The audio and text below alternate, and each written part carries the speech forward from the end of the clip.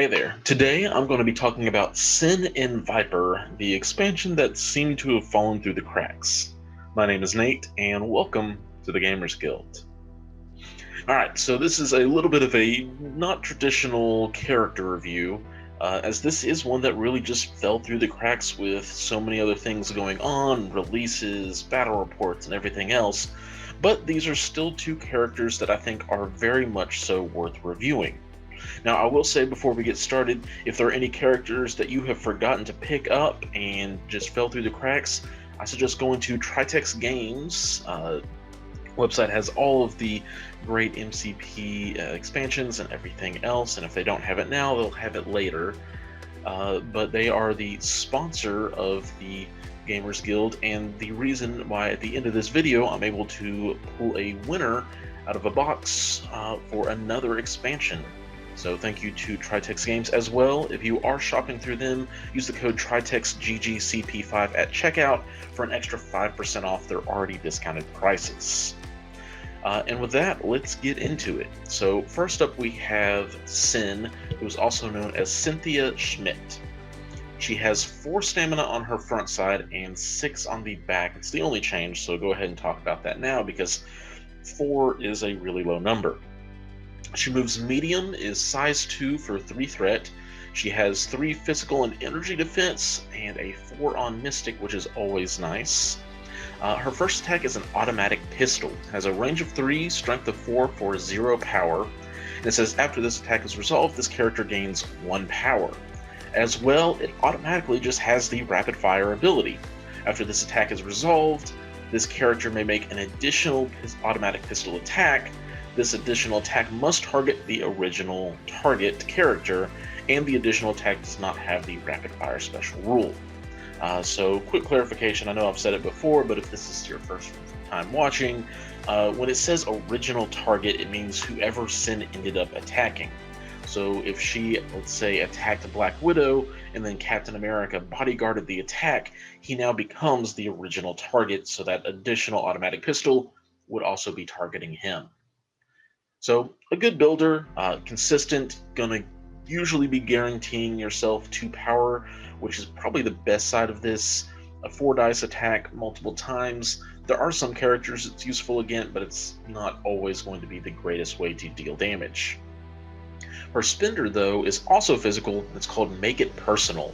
Has a range of 2, strength of 6 for 4 power, and if you roll a crit in a wild, the attack gains insult to injury. After this attack is resolved, this character may make an additional Make It Personal attack without paying the cost. The additional attack must target the original character and is a mystic attack instead of its normal type, which was physical. And of course, this additional attack does not have insult to injury special rule. So basically just a more dangerous version of her automatic pistols. The being able to change up to Mystic is really nice, especially if you're going into some of the more tanky characters where Mystic is that one weak spot, like Wolverine, Captain America, Black Panther, and so on. But really just, again, an additional attack, always great. 4 for 6 is not necessarily a great bargain on the 4 power to 6 dice ratio, but again, if you're getting that crit and wild, you're pretty happy with the results you're getting. Before we talk about leadership, I want to finish the rest of just her normal card. Her first superpower is an active one called Hit and Run that we've seen before. It costs 2 power and an action. It says this character immediately makes an attack action followed by a move action. This superpower can only be used once per turn. This is really great, especially because, as we'll see here in a bit, she also has stealth. So this is probably one of the most useful cases of hit and run, or being able to get off the automatic pistols attack or make it personal, and then just be able to retreat to the point where they can't hit you because you're now in that stealth range. So I actually really like this superpower on her. She also has a reactive power, Partners in Crime. It costs 0 and has a lot to deal with crossbones. At the end of this character's activation, if it's within range 4 of an allied crossbones, this character may use this superpower. If the allied crossbones does not have an activated token, he may activate before your turn ends. So this is very similar to what we've seen on Proxima and Corvus, which is a very powerful combo between those two. This one is specifically just for Sin, so you have to go with her first before Crossbones activates. Crossbones isn't somehow able to pass it over to her. So it's not quite as flexible, but it's still huge for being able to make plays for priority when you need to. Then finally, other than the stealth innate power, she also has Hair to the Wicked, or Heir to the Wicked. That says when this character is damaged by an enemy or allied effect, after the effect is resolved, if it is not dazed, it gains 1 power. So just a little bit of extra power generation. Doesn't necessarily help as much on the front side, where she could very easily just get one shot with that lower 4 stamina, but definitely going to make a larger impact on her other side. So all in all, Sin's kit is really well rounded. I kind of wish that her stamina wasn't quite so backloaded, because 4 stamina is just very vulnerable to a dice spike just getting wiped off the board. But everything else that she has kind of going for her fits within what she's wanting to do. She doesn't have much in the way of board control, but that's really what her leadership is for. Before I get into that, though, I do want to just go ahead and do strengths and weaknesses. Strengths. She's got the ability to make priority plays when paired with Crossbones, and since she's in affiliation with Crossbones both in Criminal Syndicate and Cabal, that just works out really well. Her automatic pistols are fine. It's practically just a normal builder at this point that we're seeing on more and more characters. That does fine. The fact that you don't need a hit for the rapid fire to trigger like Mystique does just means more consistency, which is just better. Make it personal, I'm a little bit concerned about. Granted, she doesn't have a ton of things to be spending her power on anyway, but 4 power for 6 dice without that guaranteed second attack could feel really bad. But if you need to go for it, you've got to go for it. Hit and run, fantastic superpower on somebody who has stealth, and I think she's the first instance that we've seen that combination of abilities, and it's going to make her much more, well, a hit and run character. If she's already within range 3, just do automatic pistol, get the power for hit and run if you didn't have it before, and then make another automatic pistol attack with the hit and run action. Just works out really, really well. So all in all, I like her kit. Weaknesses, she is one of our more vulnerable leader characters in the game. 4 stamina on the front side really doesn't help that at all, and her injured side having 6 stamina makes it so that she's not going to just fall off quite as easily, but she doesn't have any of these defensive abilities that we've seen on more and more of our leader characters. Captain America obviously has his own thing going with his shield, Red Skull able to pass off the attack, Star-Lord has rerolls, Thor is just a big beater, Black Panther has his defensive tech, I can go on and on, Miles, Kingpin. So she's a very vulnerable leader character, which is definitely one of the things that, well, it's not good. Now, that said, her leadership ability is really good, though. Her leadership is Red Mayhem. It says, during the cleanup phase, after scoring victory points, roll a die. For each objective token contested by an allied character, if the result was a crit, wild, or hit, push each enemy character contesting that objective token away from the objective token short. So, cute little interaction. Even if it's just an extraction objective that's been dropped, it still counts. It's not just for the secure tokens. So this is a good way to maybe manipulate the board a little bit more if you're able to later in the game. And it's not going to affect the victory points that round, but it is going to affect your opponent's resources for that following turn. They might have to spend power or actions just to be able to get back to where they want to be, whether that's just securing the objective themselves or just back into position so that character can continue doing what they're trying to do already. The other part of her ability says roll a die for each enemy character holding an asset token within range 2 of an allied character. If the result is a crit, wild, or hit, the enemy character drops 1 asset token of your choice. So granted, this is not civilians and assets, it's just the assets, but even then, this is still really strong, being able to force an opponent to drop a hammer, cube, etc., is just going to be really strong. Makes them again have to probably move out of position to go back and pick it up.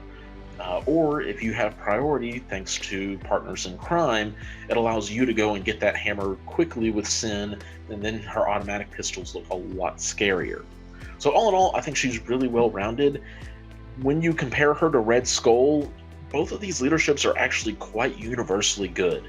I do like Red Skull's just a little bit more because free power is just always going to be really strong, but Sin opens up a more objective focused kind of play, and also a little bit more of a go wide play style for the Cabal, both with her being a lower threat, and the more characters you have on the board, the more likely you're able to trigger all of these different parts of her leadership ability.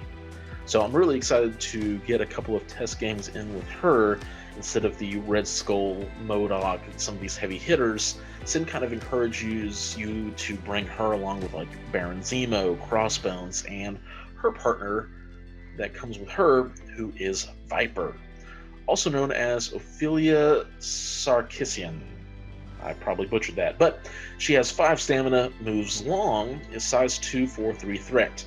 Her defenses across the board are 3s, and then she has 3 different physical attacks. The first one is Poison Blade. It's a range of 2, strength of 5 for 0 power. After the attack is resolved, this character gains power equal to the damage dealt.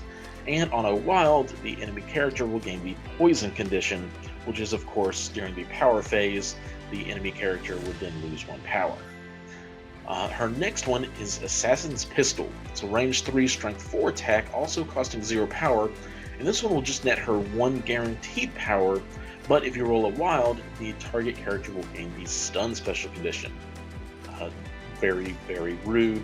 You combine the Poison Blade plus stun, and that really just hurts characters like Asgard, where getting multiple power per turn suddenly becomes 0 power per turn.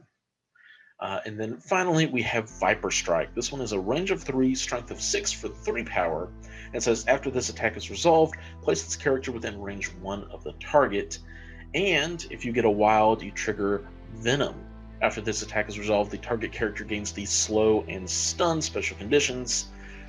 Why one of Venom doesn't give out poison, I don't know, but here we are. So her attack suite is all in all decent. Poison Blade is a typical builder with the chance to apply poison, so nothing to complain about there.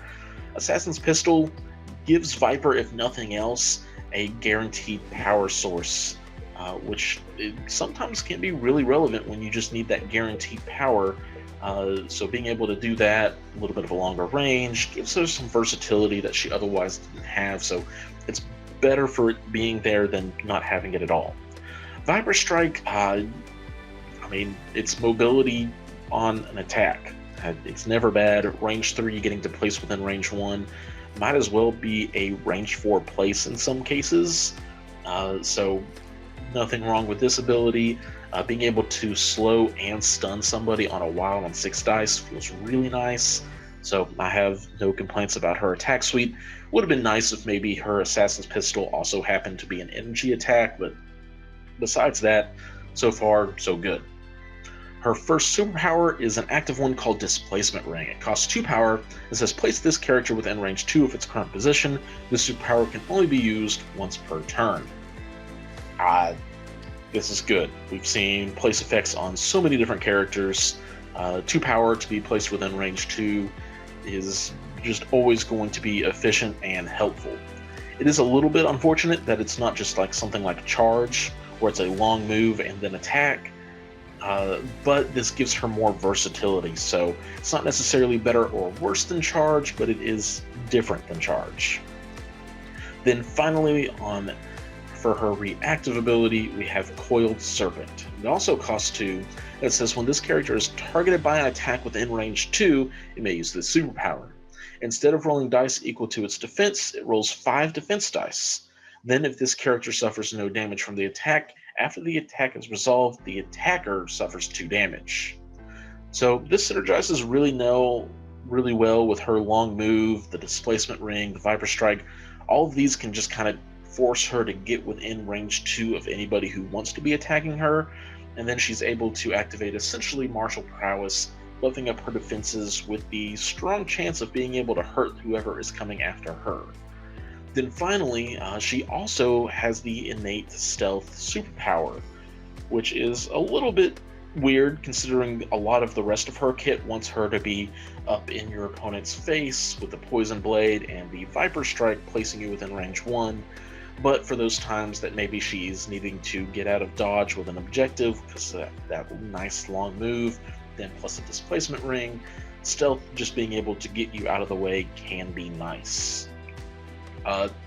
So I'll be honest, everything on her card is good. There's nothing that stands out as like, oh man, this is really not great, or anything along those lines. I think the toughest thing for Viper, though, is she's going to be very easily compared to Baron Zemo, who's one of the best Cabal characters, in my opinion, that we have in the game. Both have a total of 10 stamina, both move long. He has the advantage on defense with 4 Mystic, not to mention his rerolls all over the place. So basically, Viper is Zemo that cares about conditions instead of rerolls. That's really the best way I can put it. Either way, I have to say I'm a really big fan of her sculpt. I just got her painted up and excited to get her on the table. Especially in possibly with Sin in just a go-wide Cabal list, because I think that's going to be a lot more viable. And that's kind of her weak spot, though, is outside of stealth, she doesn't have really any defensive tech. On offense, she doesn't really have, I guess she has the Coiled Serpent, so that's not true. Rolling 5 defense dice can always help. It's not always necessarily likely that you're going to be able to make the opponent suffer 2 damage, but still a strong ability that's able to be used there. And also, she'll be synergizing really well with Sin and her leadership, as she wants to be, for the most part, up and engaged with the enemy characters. So those are my thoughts on Viper and Sin. All right, and with that, I'm going to go ahead and roll on over to the winner of last month's giveaway. And so with that in mind, Charles Waltz from, I'm guessing, what would be the Scarlet Witch and Quicksilver video. I would put Quicksilver in X-Men for his movement at least until Nightcrawler comes out. Yeah, no, there's not really a ton of speedy X-Men characters, so I can't blame you, and congratulations, Charles. I will send you an email here in the not too distant future, or comment, and then you can send me an email. We'll get in touch. So with that, thank you all for watching, and a special thank you to Tritex Games, who are always able to just help with things like this giveaway and supporting the channel in their own way, as well as that special thank you to all the Patreons, the members of the Guild Hall, supporting what I am doing with the channel. Thank you all for watching, and until next time, keep on gaming.